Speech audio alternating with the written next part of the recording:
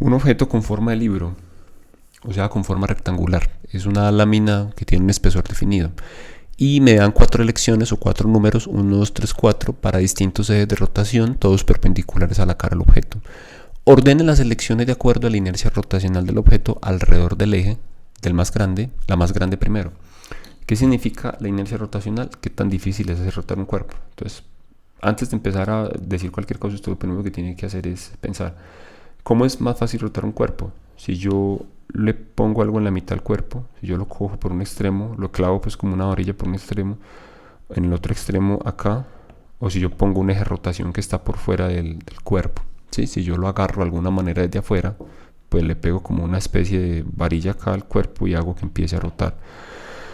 ¿Cuál de todos esos para usted sería mucho más sencillo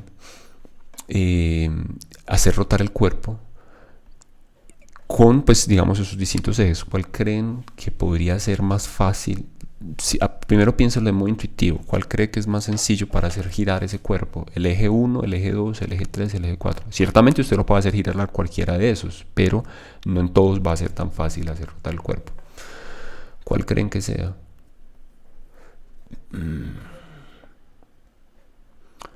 El 3 es el eje de rotación que pasa por el centro de masa. Cuando uno aplica la noción, pues, o el concepto matemático, entonces dice, sí, el más fácil para hacerlo rotar es ese. El centro de masa es, por definición, la sumatoria de todas las masas por las distancias con respecto al eje de rotación. Esta expresión, y nuevamente se lo repito, tiene sentido cuando yo defino cuál es el punto con respecto al cual estoy midiendo esa R, que es el punto, es la distancia respecto al eje de rotación. Listo. Si usted no tiene eso claro antes de empezar a hacer rotar el cuerpo, entonces no va de antemano a tener una expectativa de cuál es, qué tan difícil es hacer rotar el cuerpo. Entonces usted dice, ¿por qué razón es más fácil rotar el cuerpo si yo pongo mi eje de rotación acá que si yo pongo mi eje de rotación acá? ¿Por qué razón es más fácil hacerlo rotar en 3 que hacerlo rotar en 4? Entonces usted dice, si yo calculo todas las, normalmente es como por tanteo, las distancias de los puntos extremos del cuerpo respecto a mi eje de rotación, te digo, el punto más extremo serán estas diagonales, ¿cierto? Todos ven que los puntos más extremos son estas diagonales. Estos serán las posiciones de los distintos partículas R1, R2, R3. Listo. Ya vieron esta. Ahora compárela con las posiciones de las partículas que tienen que hacer acá. Este R que yo acabo de dibujar para el eje color morado, que será el que está en el color 4, lo mismo va a tener uno que va a estar pues hacia este lado, ¿cierto? En la otra esquina opuesta. Solamente por tener esa distancia más grande de esa partícula respecto al eje, a ese eje de rotación, entonces yo sé que ese eje de rotación va a ofrecerme mayor dificultad para moverlo, porque en el caso anterior yo no tenía ninguna posición, pues ninguna R o posición de las partículas tan grande. Esta es para, listo, esta sería una R cuando tengo el eje de rotación del centro. Miren que no estoy haciendo para nada en este momento, simplemente estoy como aplicando la noción. Esta será la otra, entonces miren que es mucho más grande esta otra flecha, ¿sí? Esta flecha azul que está arriba es mucho más grande que la flecha azul que está abajo, por lo tanto voy a tener partículas más alejadas con respecto al eje de rotación 4 y con respecto al eje de rotación 3. Listo. O sea, ¿cuál es más difícil de rotar, el 4 o el 3? Digo, bueno, entre esos dos, el 4 es mayor que el 3, ¿cierto? Entonces yo digo, 4 es mayor que 3, por la razón que lo acabamos de describir. Ahora, vamos a comparar el 4 con el 2. ¿Sí? Entonces yo digo, el 2, voy a ver todas las distancias de las partículas más extremas con respecto a esta R, y mira esta R tan enorme. Listo, esta será R, esta será R, esta será R. Listo. Solamente fijémonos en esta diagonal. Solamente fijémonos en esta diagonal. Miren la distancia que implica tener una partícula tan alejada y compárela con la distancia más grande que yo podría tener en este, que es esta de acá. Entonces usted dice, obviamente, en el caso en que yo tenga el eje de rotación en 2, voy a tener partículas mucho más lejos que cuando tengo el eje de rotación en 4 o cuando tengo el eje de rotación en 3, que sería el más ideal. Entonces es más difícil hacer rotar el cuerpo cuando pongo el eje de rotación en 2. Entonces yo digo, listo, entonces aquí, en este orden de ideas, 2 va a ser mayor que 4 y que 3, ¿cierto? Ahora miremos a 1. Vamos a comparar a 1 con el resto. ¿Cuál es la distancia de todas las partículas de las partículas más extremas? Solamente fijémonos en esta diagonal. Listo, ya con eso se darán cuenta que es mucho más alejado que lo que sería 2 o de cualquiera de los puntos que yo puedo considerar cuando tengo el eje de rotación en 4 o en 3. Por lo tanto, aquí tengo mi eje de rotación 1. En ese orden de ideas, el que tiene más inercia rotacional es el primero, es decir, el que es más difícil hacerlo rotar es cuando tengo el eje de rotación en el primer punto. Bien, luego tengo el eje de rotación en 2, que será el que está en un extremo de la lámina, luego el que está en 4, que ya está dentro de la lámina, y luego el que está en 3. Conclusión, entre más cerca tenga usted el eje de rotación del centro de masa, más fácil es hacer rotar el cuerpo. Porque obviamente allí es donde, por definición, el centro de masa es donde está acumulada la mayor cantidad de masa del cuerpo. Entonces ahí es donde es muy sencillo hacer rotar al cuerpo. ¿Listo? Sí, pues vieron que en este caso, pues o sea que es un problema en el que yo no tengo que integrar propiamente, no tengo que sumar nada. Simplemente tengo que aplicar el concepto y comparar los distintos casos dependiendo de dónde ponga el eje de rotación. Bien. Bueno, entonces lo que necesitamos es primero recordar cuál es la definición de centro de masa. Recuerden que, perdón, la definición de momento de inercia. El momento de inercia es la suma de todas las, cuando estamos hablando de un caso discreto, de cada partícula por la posición de la partícula respecto al centro, al eje de rotación. Y eso lo voy a hacer para todas las partículas que yo tenga. Como tengo un conjunto de partículas finita, no estoy hablando de un cuerpo rígido continuo, entonces no tengo que aplicar una ecuación integral, sino que puedo aplicar explícitamente esta expresión. Y pues vamos a resolver la parte A de este problema. ¿Qué dice? Necesitamos sumar todas las masas. La masa de la partícula 1 es m. Entonces multiplico m por la distancia con respecto al eje de rotación, que será esta acá, como la distancia entre las dos esferas es L, porque la varilla con la que están conectados o la biela con la que están conectados mide L. Entonces la distancia del centro de masa hasta acá va a ser un medio de L. Entonces aquí tendré un medio de L al cuadrado más la otra masa, la masa del otro cuerpo, por la distancia, que también es igual un medio de L al cuadrado. Bien, cuando resolvemos esto nos va a quedar m, que suma a un medio de L al cuadrado más un cuarto de L al cuadrado. Listo, y esto nos va a dar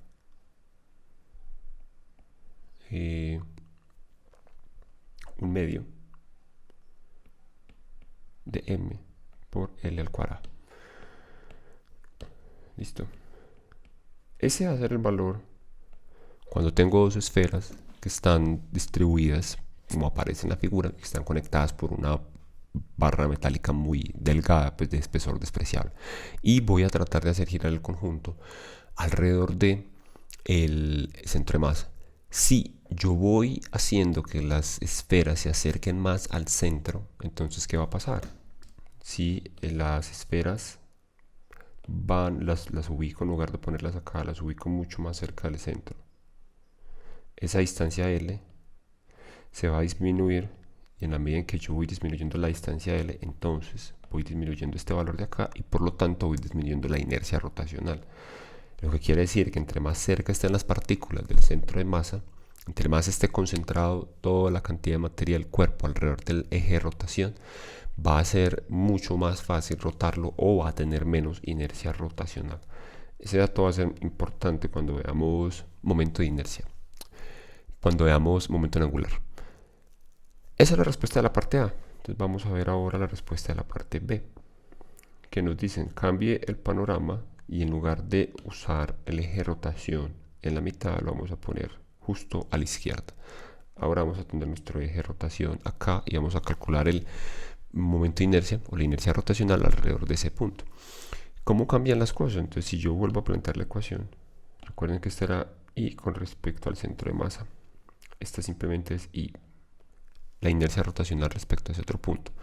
Y se multiplique la masa por la distancia respecto al eje de rotación. El cuerpo coincide justo con la rotación, entonces el R será 0, porque está pegado, están juntos los dos. Entonces aquí va a tener M por 0. Listo, más la masa del otro cuerpo por la distancia del eje de rotación. Ahora, ¿cuál será? L al cuadrado. ¿Por qué L? Porque miren que ya ahorita este cuerpo, con respecto a la posición, la nueva ubicación del centro de masa del eje de rotación, va a estar a una distancia L. Bien. Y esto al final nos va a quedar como que la inercia rotacional alrededor de este punto va a ser M por L cuadrado. Como puede constatar usted, aquí me dio la mitad de M por L cuadrado, aquí me dio M por L cuadrado. Evidentemente este es mucho más pequeño, es la mitad comparado con el otro, por lo tanto se cumple que entre más cerca tenga yo mi eje de rotación por el C cerca al centro de masa, en este caso que coincide con el centro de masa, entonces la inercia alrededor de ese punto siempre va a ser menor que con respecto a cualquier otro punto que yo pueda elegir del cuerpo. Bien, ese resultado que yo obtuve acá también puedo obtenerlo a partir del teorema de ejes paralelos. El teorema de ejes paralelos me dice que usted puede calcular la inercia alrededor de cualquier punto si usted conoce la inercia alrededor del centro de masa más la distancia h al cuadrado por la masa total del cuerpo. La deducción de esa expresión pues nosotros la hicimos en la última clase hacia el final. Simplemente vamos a aplicarlo así, de acuerdo al teorema de ejes paralelos. Aunque en este caso es muy obvio pues que no tiene ninguna ventaja matemática porque los pasos son muy sencillos.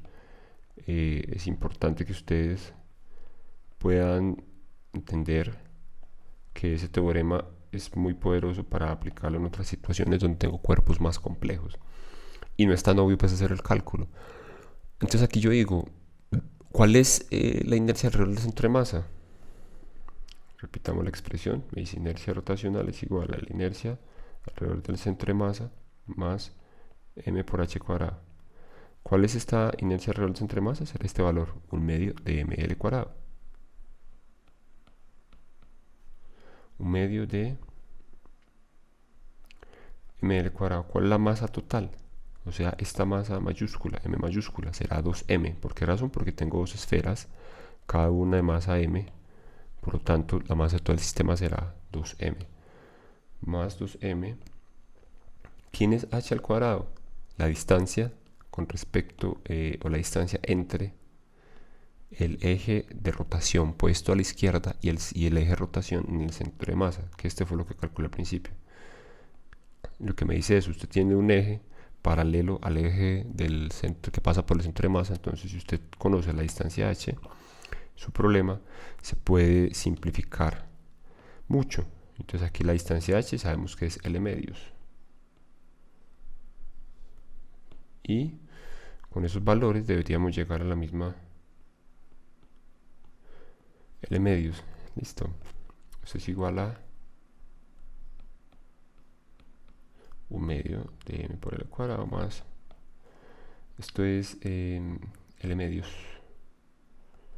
1/2 de m por L al cuadrado. Porque aquí cuando le doy al cuadrado se convierte en un 4, simplifico por 2 y me queda un 2 abajo. Y 1/2 más 1/2 pues me da 1. Y tengo el mismo resultado anterior, m por L cuadrado. Visto o interpretado desde el teorema de ejes paralelos. Entonces, cuando ustedes les piden explícitamente un ejercicio, por sencillo que sea, o en una situación física, que hay que interpretar algo, hay que analizar algo, a la luz del teorema de ejes paralelos, deberían aplicar la ecuación pues, que nos indica cómo calcular un eje, un momento de inercia alrededor de un eje que es paralelo al eje que pasa por el centro de masa del cuerpo. Bueno, ese será un ejemplo. Veamos otro ejemplo en donde vamos a usar, aunque yo, pues como les había dicho, no me interesa ver o profundizar en esa parte integral para calcular la inercia rotacional de un cuerpo extendido, rígido. Vamos a hacer un ejemplo cortico de eso. Este será este de acá. Dicen, tengo una figura donde la figura está aquí. Me muestran una varilla delgada, uniforme, de masa m y longitud L, que está orientada a lo largo del eje X, y el origen está coincidiendo con el centro de la varilla. Miren que la palabra aquí muy importante es que sea uniforme, porque la densidad, cuando nosotros vamos a trabajar con un cuerpo continuo, listo. Entonces primero es un cuerpo rígido, continuo, extendido. Por lo tanto, ya no podemos aplicar la noción de partículas para hallar el momento de inercia, porque tengo, en lugar de tener un elemento de masa definido, voy a tener un elemento de masa que está continuo en todo el cuerpo que estoy considerando. Entonces, en ese caso tengo que hallar, para responder cualquiera de estas preguntas, cuál es la inercia rotacional alrededor del eje de rotación perpendicular a través del centro, que coincide precisamente con este punto acá. En ese caso tengo que usar la noción integral, que es la integral de todos los elementos de masa del cuerpo con respecto a la distancia de esos elementos de masa, de esos diferenciales de masa, al eje de rotación que yo estoy considerando. Entonces, para resolver esto, debemos definir una serie de cantidades para poder resolver la integral. Porque cuando planteamos esta integral, si nosotros decimos, voy a tomar un pedacito de la varilla, un pedacito nomás, por ejemplo, acá, este pedacito, listo. Solamente voy a considerar este pedacito. Este pedacito de varilla, vamos a decir que es un diferencial de masa, listo. Y va a tener un ancho, el ancho de este pedacito va a ser un ancho x, de x, perdón, va a ser un ancho de x porque estoy trabajando a lo largo de la coordenada x, entonces él va a ocupar una distancia muy pequeña determinada por este dx. Listo. Y adicionalmente el segmento de masa, el pedacito de masa que estamos considerando, el diferencial de masa, va a estar a una distancia con respecto al origen de mi sistema coordenado que coincide precisamente con el punto en donde yo quiero calcular la inercia rotacional, va a estar a una distancia x. Entonces, con esa información yo tengo que reinterpretar esta suma. La integral es simplemente una suma en el infinito, en donde yo digo que voy a considerar una sumatoria. La coordenada r es la que me dice la distancia del elemento de masa respecto al eje de rotación. En este caso, la coordenada r estará en términos de x. ¿Por qué? Porque estoy trabajando en ese sistema coordenado. Entonces, r será dx. R será x al cuadrado, perdón. Y el diferencial de masa se queda como diferencial de masa. Para yo solucionar esa integral necesito tener todas las variables establecidas en para la misma variable. Listo. Entonces yo no puedo combinar diferenciales de masa con pedazos de estos me están diciendo la posición, estos me están diciendo los pedacitos de masa. Para yo poder resolver esa suma tengo que tener todo expresado en la misma forma. Entonces por eso yo tengo que establecer la siguiente, o utilizar como el siguiente truco para poder resolverlo. Y es que como la barra es uniforme,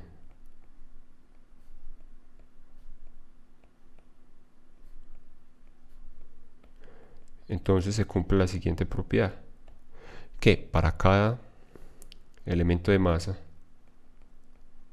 para cada pedacito que yo considere, si lo comparo con lo que mide ese pedacito, que es de x,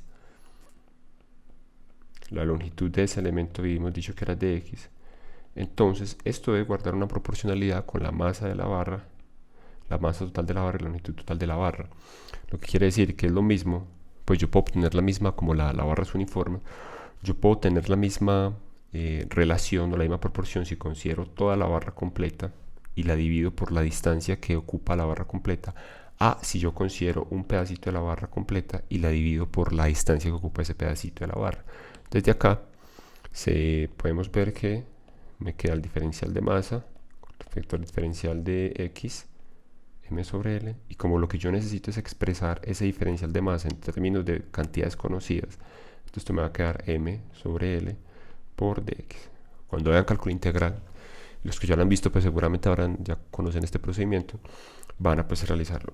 Solamente quiero que vean como la manera como se aplica esa ecuación, aunque yo realmente en la práctica me enfoco en la definición, en el concepto físico, porque finalmente esto ya es matemáticas.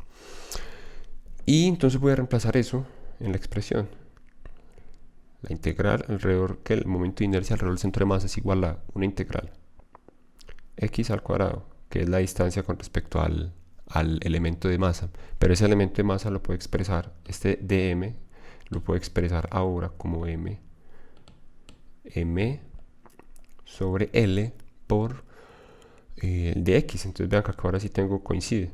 Mi variable de integración coincide con la variable que estoy trabajando, y por lo tanto entonces ahora sí es integral esto. ¿Cuáles serán los límites de integración? O entre quién y quién voy a sumar.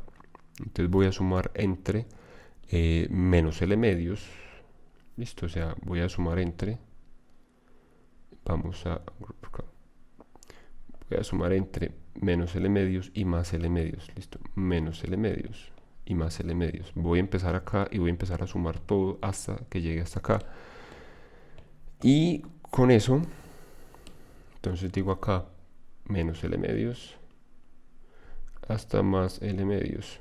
Bien, la integral, pues la solución de esa integral, cuando yo tengo una integral de x a la n, la solución será 1 sobre n más 1 de x a la n más 1. Eso lo van a ver cuando vean cálculo integral. Eso es una regla que luego uno aplica pues, de memoria prácticamente. Entonces acá lo mismo, la integral de x al cuadrado será m y l, son valores que no afectan mi integración porque son constantes, simplemente son factores que multiplican. Y aquí entonces me va a quedar un tercio de x a la 3. ¿Por qué? Le sumo al 2 un 1 y luego bajo todo la suma y lo pongo como un denominador. Entonces, por eso me queda un tercio de x a la 3. Y esto lo voy a integrar entre menos l medios y más l medios. Lo que significa que tengo que reemplazar esos valores, o sea, decir m sobre l, un tercio de m sobre l, porque ya puedo sacar ese un tercio. Y acá voy a reemplazar la x lo voy a reemplazar primero por l medios y después la x lo voy a reemplazar por menos l medios, y esa será la solución de esta ecuación: l octavos a la 3 menos, y entre paréntesis me queda un menos. ¿Por qué ese menos? Porque estoy elevando, aquí estoy haciendo x a la 3 y x a la 3 lo estoy reemplazando por menos l medios, me queda menos l medios a la 3. Esto es igual a menos l a la 3 sobre 8, porque multiplico menos por menos, más, pero nuevamente por menos, me da menos.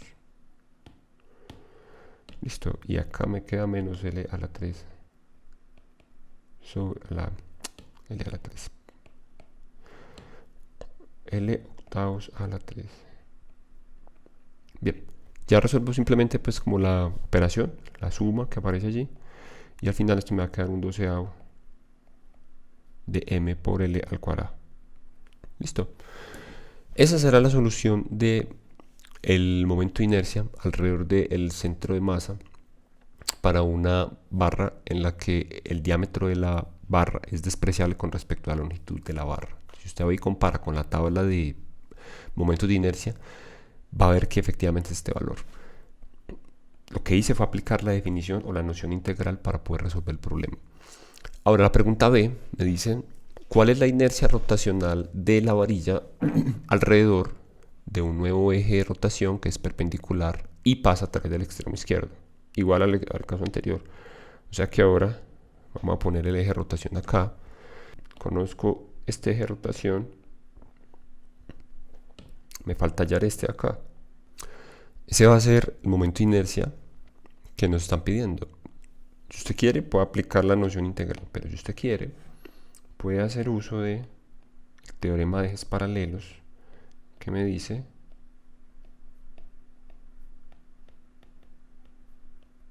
que yo puedo calcular la inercia alrededor de cualquier punto si el eje es paralelo al eje de rotación que pasa por el centro de masa.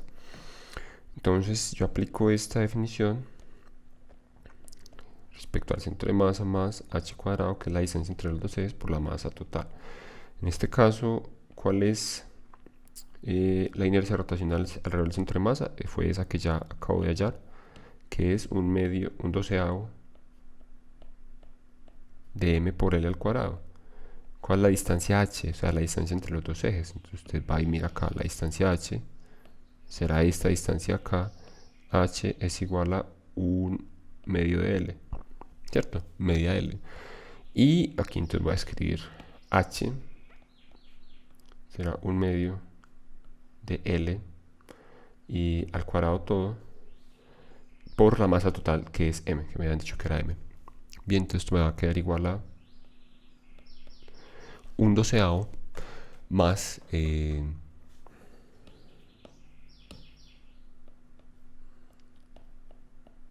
doceavo de ml cuadrado más un cuarto de ml cuadrado, y esto da simplemente un tercio de ml cuadrado. Entonces miren que en efecto, si yo conozco la inercia alrededor del centro de masa, pues me ahorro un montón de pasos y no tengo que aplicar ninguna integración para poder resolver el problema. Que la idea sería esa, que ustedes puedan tener como esa noción para ahorrarse esos pasos. Siempre pensando en que están calculando la inercia alrededor de un eje que es paralelo, o sea, la condición tiene que ser paralelo al eje de rotación alrededor del centro de masa, y que usted ya conoce la inercia rotacional alrededor del centro de masa, obviamente.